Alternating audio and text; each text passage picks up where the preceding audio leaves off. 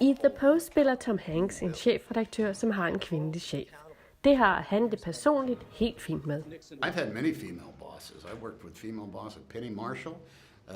She was a great, Nora Ephron, she was a great female boss.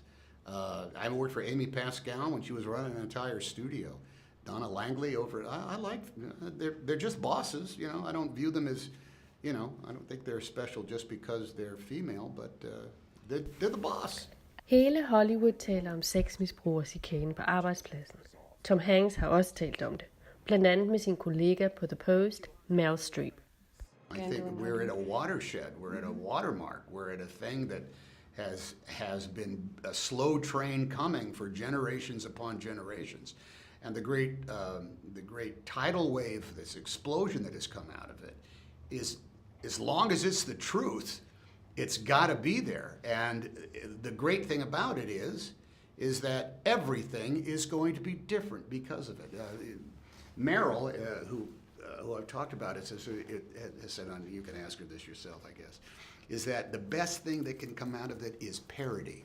That means anytime you're putting a team together, 50% of them should be women. Anytime you're coming up with a board to run a company, 50% of them should be women. Anytime you're trying to come up with a solution or come up with a way in order to examine something, 50% of them should be women, because it hasn't been that way for a real long time. And what it has meant is that you've given the power to somebody that might not have earned it to the degree.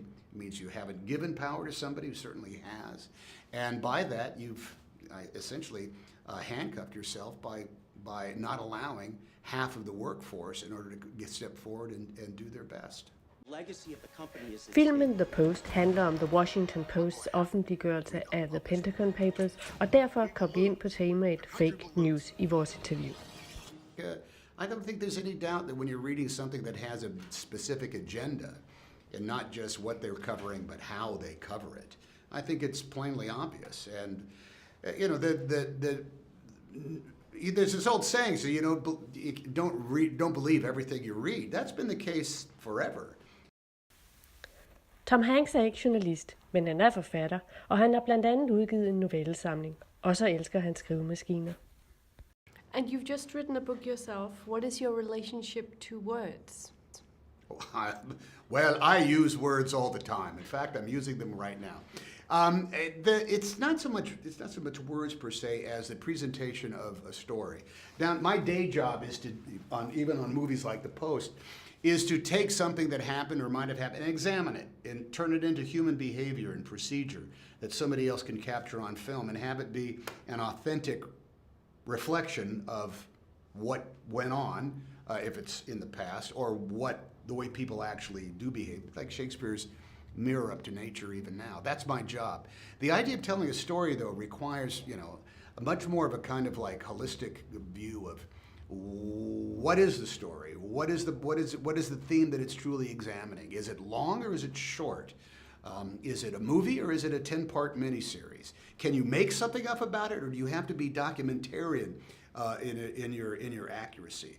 That is where you know, a collection of short story comes from. Is almost a frustration at not being able to examine those stories in any other medium, but sitting in front of a typewriter and putting them down on blank pieces of paper.